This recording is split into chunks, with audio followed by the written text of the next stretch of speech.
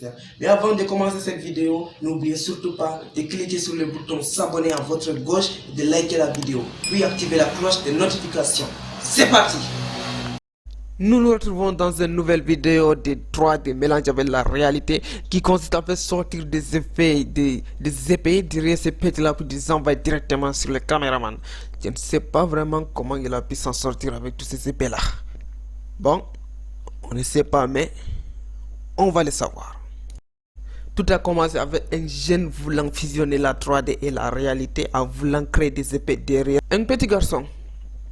Bon, cette fois-ci, c'est pas ni un template ni un effet spécial simplement, mais cette méthode consistait à enregistrer le positionnement, les mouvements des caméras, puis de faire animer un objet 3D à travers cette image-là. Bon, tout d'abord, c'est la suivi qui nous intéresse. Vous devez activer la suivi sur votre panneau juste en bas là. Donc, c'est ces éléments-là qui nous intéressent de plus. Ok, mais pour nous devons faire vite. La première des choses, c'est de stabiliser l'image sur suivi, puis stabilisation de déformation visuelle. Nous devons cliquer juste ici pour stabiliser l'image afin de réduire le gaffe, donc les caméras qui bougent quoi. Cela va nous prendre un certain moment, donc ça dépend de votre machine. Ok, je vais faire un petit saut. Après avoir pris un certain temps là, la stabilisation a été correctement effectuée. Là, nous testons avec cette vidéo. On voit bien que c'est stabilisé. Donc, les mouvements sont peu réduits.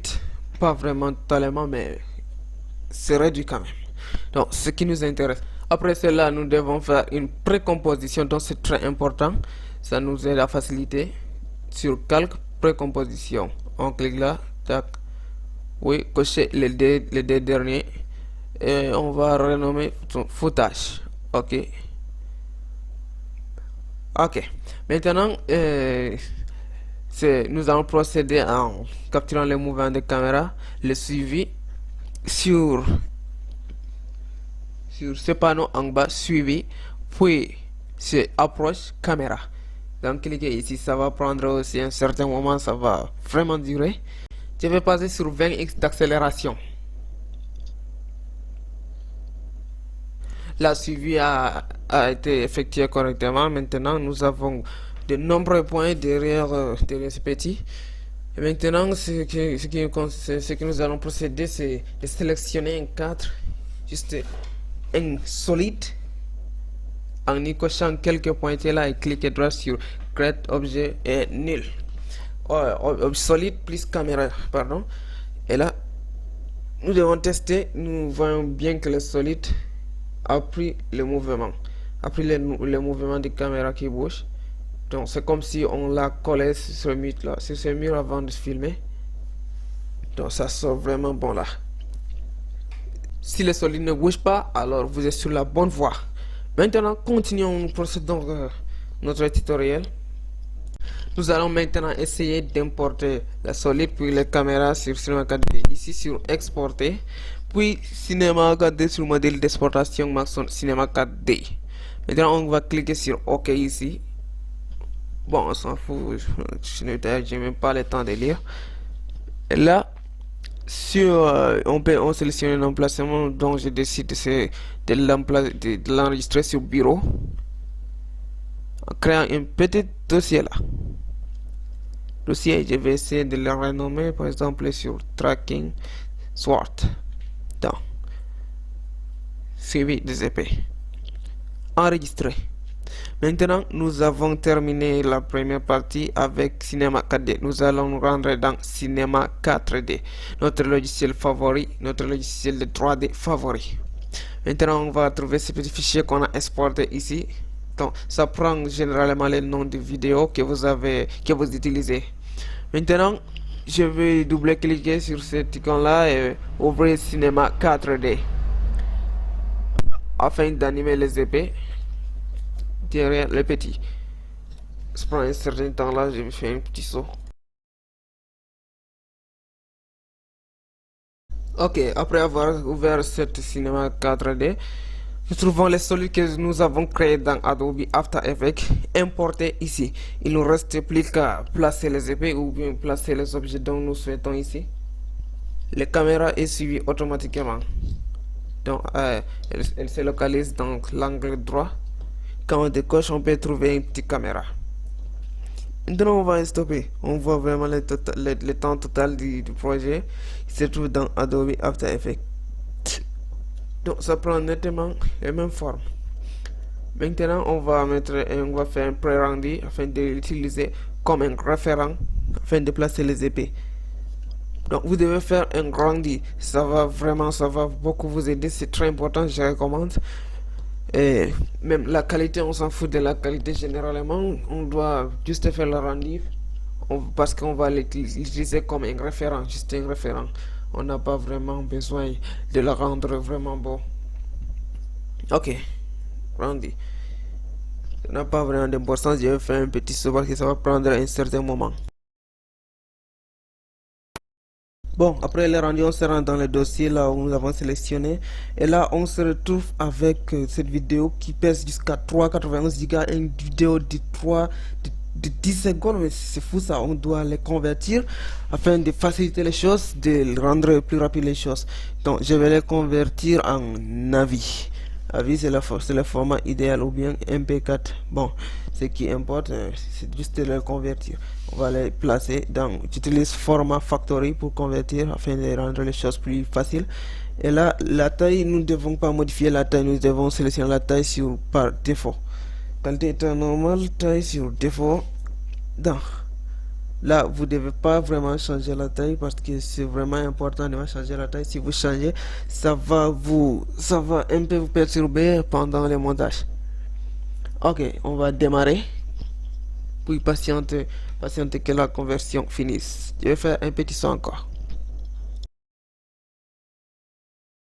Après cela, nous devons maintenant ouvrir Cinema 4D grâce à ce fichier là que nous avons importé depuis Adobe After Effects. On doit remplacer les métrages convertissés par celle de l'original. Donc, le plus léger quoi.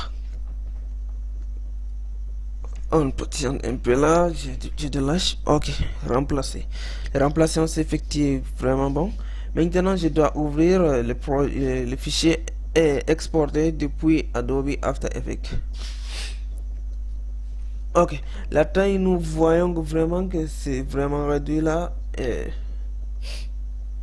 même la résolution reste intacte, ce qui n'est pas modifié. Donc, on s'en fout. On doit retourner dans Cinema 4D. Maintenant, nous devons créer un background dans un arrière-plan et utiliser l'image que nous avons convertie comme un référent en y créant un petit matériel. Un matériel par défaut. J'utilise ici Cinema 4D R21, la version actuelle sont en 2021. Maintenant, je dois cliquer sur create en anglais. J'ai des lâches. Faut patienter un peu là. Ok. Sur New Default Material. Maintenant, elle va nous créer un matériel par défaut, ce qui ne demande vraiment pas de performance. Ok, en l'ouvrant, nous devons que sur ces trois points et sélectionner la vidéo que nous avons convertie. Ok, maintenant nous avons notre vidéo ici. Nous devons désactiver rectangle dans la fraction editor puis cocher animate preview et sélectionner une résolution plus élevée afin d'avoir une résolution bien claire pour animer les choses. Et ici sur l'environnement, nous devons créer un background dans l'arrière-plan et ajouter les textures sur cet arrière-plan. Maintenant, on a notre vidéo importée dans Cinema 4D. Maintenant, on voit bien que même les solides sont classés nettement. C'est comme si c'était une seule solide qui est là. Donc, tout marche nickel maintenant. Nous nous rendons dans notre très chère épée que nous allons animer. Nous voyons bien l'épée. Donc, je vous mets cette épée en lien de description sous format OBJ, FBX et autres formats si vous voulez. Maintenant, c'est le retexturage. Juste ouvrir les textures qui sont fournies dans l'archive téléchargée et là, nous retrouvons notre belle épée comme elle était. Ok. Nous devons juste relier les choses comme ils étaient comme avant. Et là, le tour est joué. Maintenant, nous avons notre épée que nous allons utiliser pour animer. Donc, pour les jumeler avec les vidéos sources. Juste un rendu, ça sort clairement. Bon, revenons au mouton. Après le texture, vous n'avez juste à copier cette épée là, CTRL C, puis se rendre dans la fenêtre ressources et CTRL V ici pour coller. Bon, nous créons comme un, nous utilisons ces caméras comme un backup quoi. On n'a pas vraiment besoin d'elles. Bon, ici devons faire un CTRL V pour importer l'épée après avoir reclassé cette solide comme sur l'autre solide qui se trouve bas, dont nous utilisons comme un backup. Voici les caméras originales. Ok. Sur oui, bon, il nous demande d'importer les textures aussi dans le dossier source dans texte. Donc, ça vaut la peine de cliquer sur oui. Maintenant, nous avons notre épée, nous allons la faire agrandir et puis la repositionner tellement comme elle est. Bon. Maintenant, mesdames et messieurs, je vous prie bien de suivre les instructions. Profitez-en de la musique.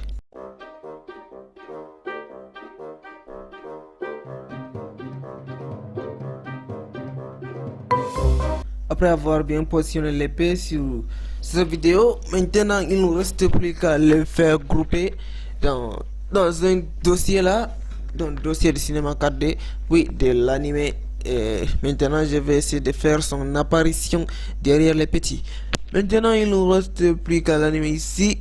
Donc je l'ai groupé dans ce dossier. Vous devez vraiment le faire grouper parce que c'est très important. Ça nous sert de le regrouper encore. Je l'ai regroupé 2 fois parce que je connais l'importance. Maintenant je vais sélectionner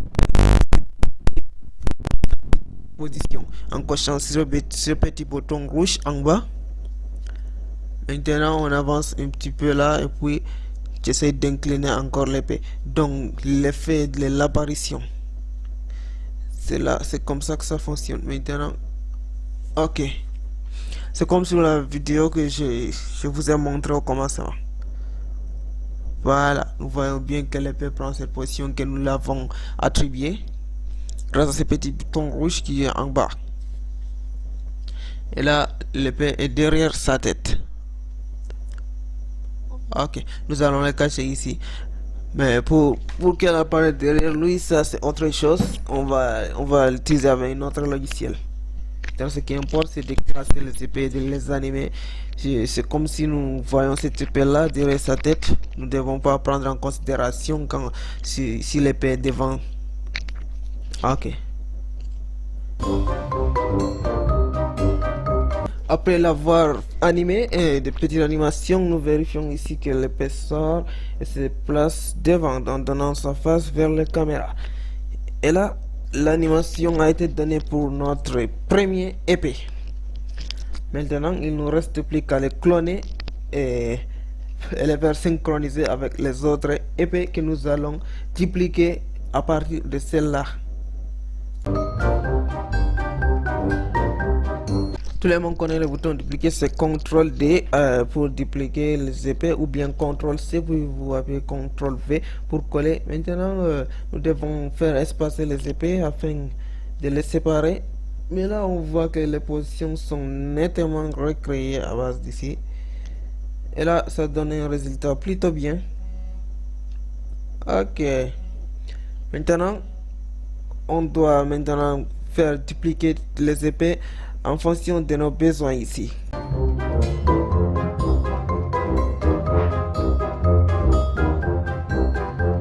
Après tout ce parcours, nous avons fini avec l'autre question. Maintenant, on va dupliquer le côté gauche et puis coller sur un côté droite. Donc nous avons doublé ici. Maintenant, il nous reste plus qu'à le positionner sur l'autre côté aussi. On va enlever. Ok. Maintenant, il nous reste plus qu'à utiliser cet outil là, puis de le basculer d'un autre côté. Bon, ajustement musique.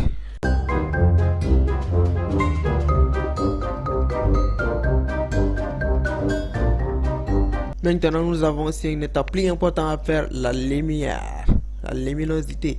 Donc maintenant, nous devons classer une petite lumière là en fonction du soleil. Donc ici, soleil est juste sur la position que j'ai filmé. Le soleil est juste derrière moi en face de ce petit là. Maintenant, je dois classer aussi la lumière face des épées. Ok. Un petit réajustement sur les épées de la lumière et ça va aller. Musique.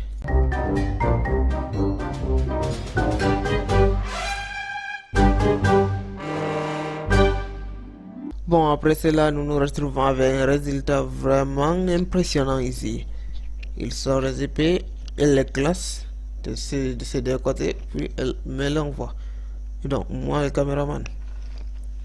Ok, maintenant il nous reste plus, je crois bien que le rendu qui nous intéresse. Donc, j'ai déjà classé les ombres, les tout et autres. Pour ce faire, je vais lancer paramètres puis ajuster légèrement ici. Et la résolution est ok. Maintenant, ici, nous devons cocher Alpha Channel. Donc, le canal Alpha. On n'a pas, si on coche ce canal, c'est vraiment très important. Nous devons cocher pour ce projet-là, mais ça dépend de vos projets que vous utilisez. Mais pour moi, je recommande vraiment si c'est ces qualités des épées que vous utilisez. Ok. Ah, attends, j'ai oublié de cocher Alpha Channel. Maintenant, nous devons localiser où nous pouvons enregistrer le frame, donc l'animation des épées. On va choisir un petit dossier là. Donc ici, je vais créer un nouveau dossier et le renommer sur Render. Maintenant, nous devons donner un nom au fichier swJusticeWord. Donc ici, je crois que tout est là, le canal alpha. Maintenant, non, je crois que tout est bon de 0 à 300. Ok. Le rendu ici. Donc, nous laissons notre ordinateur à faire son travail après avoir accompli les animations des épées. Donc, je fais un saut.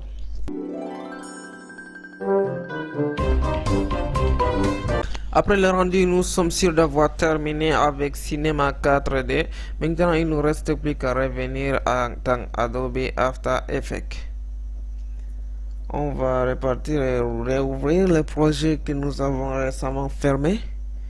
Donc, il se localise dans un autre dossier sur image. Donc, je l'ai renommé ici.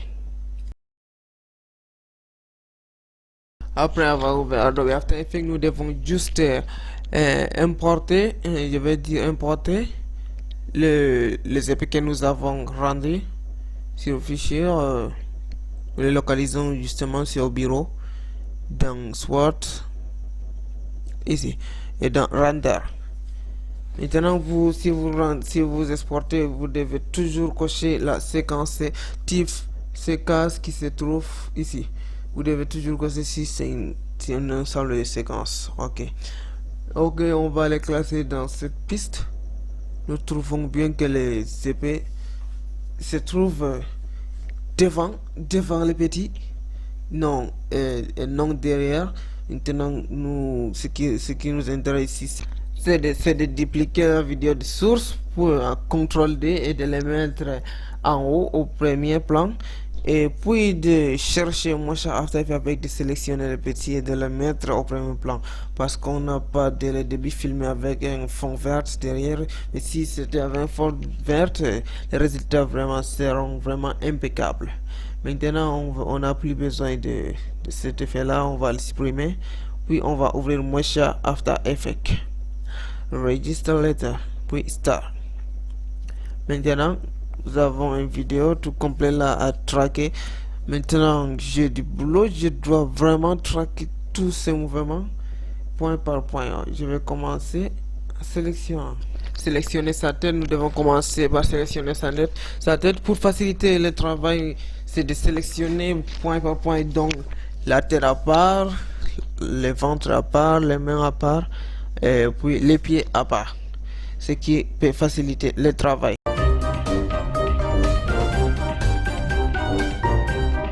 Ok, après des heures passées sur le tracking, maintenant c'est cliquer sur Visible Layers. J'ai tout l'ensemble de layers que j'ai pu sélectionner dans Motion After Effects. Maintenant nous devons dupliquer la vidéo sur ce que nous avons mis en route récemment. En le renommant, j'ai mis, parce que j'avais traqué ventre, j'ai le renommé ventre.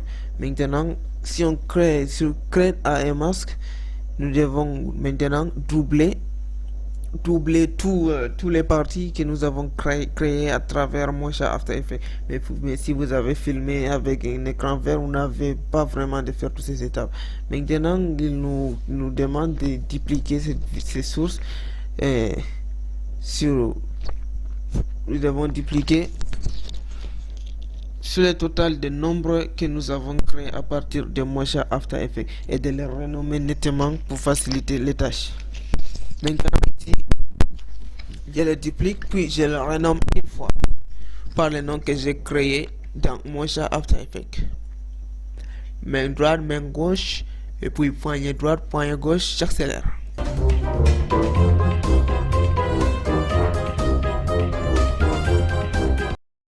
Après tout cela, nous allons voir à quoi ressemble notre résultat. Maintenant, j'ai fait une sélection de lui en posture de devant. Maintenant, il est sur le premier plan. Nous voyons bien que sorti parce que moi, ça facilite vraiment les tâches. Si avec le manuel de l'Adobe, ça serait pas vraiment facile à les faire sortir comme ça. Mais même avec moi, c'est pas vraiment facile. Je vous recommande d'utiliser avant votre filmage un tissu vert ou bleu qui peut être extrait avec les keys codés, avec l'extraction de couleurs vertes et du bleu, l'effet de keying qui se trouve dans Adobe After Effects. Maintenant, nous n'avons pas vraiment besoin de traquer sur ce posture là.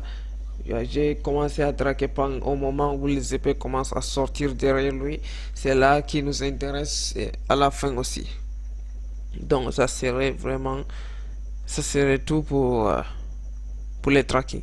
Ça se limite juste ici, puis à la fin. C'est là que les épées commenceront à apparaître.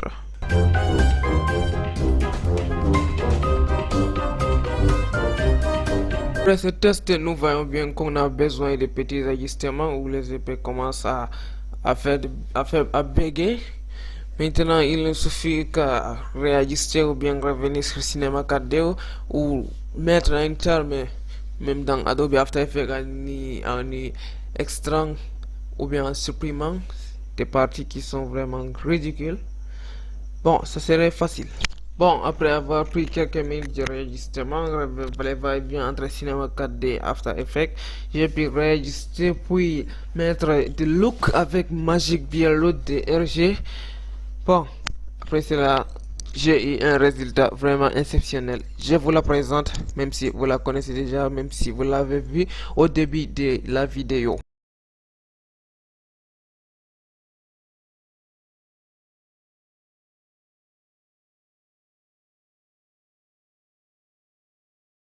Arrivé au terme de notre tutoriel, n'oubliez pas de liker la vidéo, de vous abonner et d'activer la cloche de notification. Beaucoup de tutoriels, de templates, des effets, de Marvel et d'autres films se préparent à venir. Mais surtout, n'oubliez pas de vous abonner pour être informé dès que ces vidéos seront publiées. Et d'activer la cloche de notification pour être informé les premiers ou bien le premier. Merci d'avoir visionné cette vidéo. A plus.